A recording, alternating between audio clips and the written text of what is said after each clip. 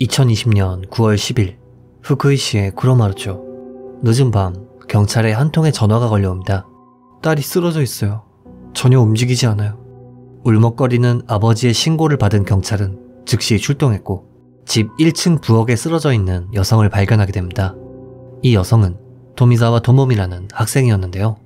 그녀는 즉시 병원으로 옮겨졌지만 상처가 너무도 깊었던 탓에 안타깝게도 사망하게 됩니다. 부검 결과 피해자의 사인은 출혈성 쇼크였으며 몸에는 칼로 추정되는 흉기로 찔린 흔적이 다수 있었고 특히 목을 집중적으로 공격당했다고 합니다. 게다가 상처 깊이는 약 8cm가량으로 무척 깊었다고 하는데요. 경찰은 이를 명백한 살인사건으로 판단, 수사를 시작했고 수사 결과 체포된 것은 피해자인 토미자와 토모미 양의 친할아버지 토미자와 스스무였습니다. 그는 대체 왜 친손녀를 살해한 것일까요?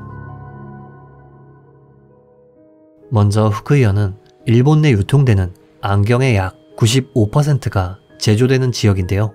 피해자의 할아버지인 토미자와 스스무는 자택에 작업장을 차려두고 안경의 하청 작업을 하는 안경 장인이었다고 합니다. 그는 젊은 시절부터 오랜 기간 안경 제작으로 생계를 꾸렸지만 40세가 되어서도 독립하지 않고 결혼도 하지 않았던 아들이 가장 큰 걱정이었죠. 결국 그는 아들을 한 중국인 여성과 맞선을 보게 했고 이 둘은 무사히 결혼에 성공. 2003년 가을 무렵엔 경사스럽게도 그토록 원하던 손녀딸이 태어나게 되었습니다. 늘 걱정거리였던 노총각 아들이 늦게나마 결혼에 성공해 낳은 자식이었기에 토미자와는 손녀인 토모미를 정말 끔찍하게 아꼈다고 합니다. 이후 손녀가 성장하며 토미자와는 손녀의 유치원 등하교는 물론 함께 주변을 산책하거나 공원에서 놀아주는 등 무척 행복한 나날을 보내게 되었죠. 게다가 토모미가 태어나고 3년 후엔 두 번째 손녀가 태어났기에 이들은 할머니, 할아버지, 아들과 며느리, 두 손녀로 구성된 총 6인 가족이 되었지만 며느리는 이런 시골 환경에 잘 적응하지 못했고 결국 첫 딸인 토모미가 초등학교에 입학할 무렵 남편과 자식들을 데리고 시내 중심부로 이사를 하게 됩니다. 이 시기에 토미자와는 안경 장인을 은퇴했고 아내와 함께 농사일을 하며 유유자적한 삶을 보냈다고 합니다. 하지만 시간이 지나며 토미자와의 상태가 점점 이상해지기 시작합니다. 그리고 토미자와는 사건이 발생하기 6년 전인 2014년 병원으로부터 알츠하이머 진단을 받게 되었죠. 주변 주민들에 의하면 마을 반상회 날짜를 잊어버린다든지 일상적인 대화가 잘 이루어지지 않는 느낌이었다고 합니다. 하지만 그의 아내는 알츠하이머 초기의 남편을 잘 돌봐주었기에 두 노부부는 딱히 문제없이 생활을 이어갈 수 있었죠. 하지만 2020년 봄 무렵 안타까운 일이 발생하고 맙니다. 그간 남편을 돌봐주던 토미자와의 아내가 뇌경색으로 쓰러지는 일이 발생했던 것이죠. 게다가 아내 역시 알츠하이머 진단을 받았기에 그녀는 기약 없이 병원에 장기간 입원하게 되었고 토미자와는 시골집에서 홀로 지내게 되었습니다. 어머니가 쓰러진 이후 아버지를 걱정한 아들 부부는 정기적으로 토미자와의 집에 방문해 반찬을 만들어준다든지 식재료를 가져다 주는 등 그의 생활을 돕기 시작했다고 합니다. 한편 손녀딸인 토모미 양은 어릴 적부터 자신을 예뻐해주던 할아버지가 시골에서 홀로 생활하는 것이 무척 걱정이었다고 합니다. 결국 그녀는 2020년 7월 무렵 당분간 할아버지를 자기가 돌봐드리고 싶다며 부모님께 말씀드린 후 쿠로마루초의 할아버지 댁으로 향했는데요. 사실 토모미가 할아버지 댁에서 산다고 말했던 것은 할아버지를 걱정하는 마음도 있었지만 다른 이유가 있었습니다. 사실 그녀의 부모님은 사이가 무척 나빴다고 합니다. 그렇다 보니 걸핏하면 부부싸움을 했었기에 토모미는 주변 친구들에게 부모님이 싸우는 걸 보는 게 너무 싫다 라는 이야기를 자주 했다고 하네요. 그렇기에 부모님을 떠나 비록 알츠하이머에 걸렸어도 과거 자신에게 상냥하게 대해줬던 할아버지와 함께 사는 것을 선택했던 것이죠. 이후 토모미는 할아버지와 함께 살며 식사를 준비하는 것은 물론 세탁과 청소 등 집안일을 도맡아 했다고 합니다. 게다가 그녀는 시내의 고등학교에 다녔다 보니 시골인 할아버지 집에서 학교까지는 자전거로 1시간 이상이 걸렸지만 그녀는 군말 없이 가사일과 학교를 병행했다고 합니다. 또한 사건 발생일까지 단 한 번도 지각이나 결근이 없었던 데다 2020년 여름은 코로나가 한창 유행하던 시기였음에도 아르바이트를 하며 용돈을 모으는 등 굉장히 성실한 학생이었다고 하네요. 아무튼 두 사람이 함께 살기 시작한 이후로 할아버지와 손녀가 함께 장을 보러 가는 모습을 인근 주민이 목격한다든지 할아버지가 손녀딸에게 용돈을 주는 등 비록 알츠하이머라는 장애물이 있었지만 두 사람은 여전히 사이좋게 지냈다고 합니다. 하지만 이런 나날은 그리 길지 않았죠. 2020년 9월 9일 토모미의 아버지에게 한 통의 전화가 걸려옵니다. 전화를 건 것은 그의 아버지 토미자와였는데요. 전화를 받자 수화기 너머에서 충격적인 말이 들려옵니다. 큰일 났어. 싸웠는데 안 움직여.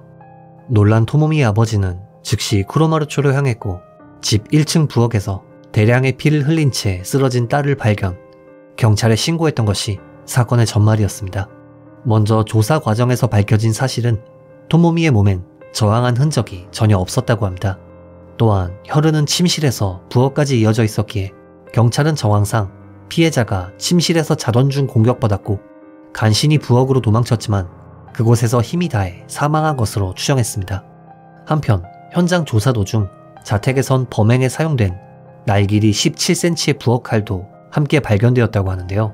이후 현장 상황과 아버지의 진술을 들은 경찰은 할아버지인 토미자와를 살인 혐의로 즉시 체포했습니다. 86세의 할아버지가 16세의 손녀딸을 살해했다는 이 뉴스는 삽시간에 전국으로 보도되었고 한적한 시골 마을엔 취재진이 몰려들었습니다.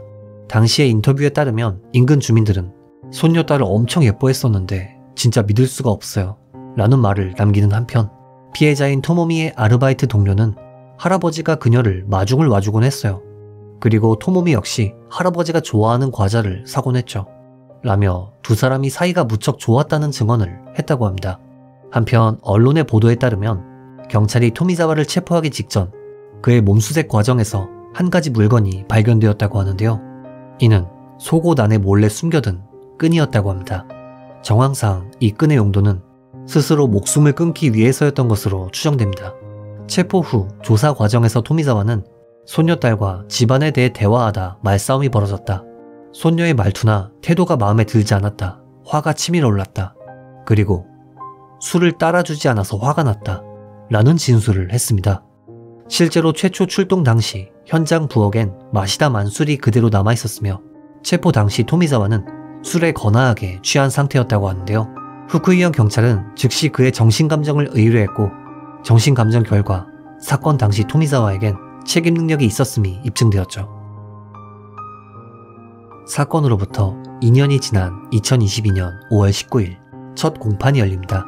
그런데 토미자와는 재판에서 손녀를 죽일 생각은 없었다며 살해를 부인했다고 하는데요. 검찰 측은 범행 당시 알코올과 알츠하이머의 영향이 있었다고는 하나 선악을 구별할 수 있는 능력은 미약하나마 남아있었다. 이는 심신미약 상태에서 벌어진 범행이라고 주장, 징역 8년을 구형했습니다.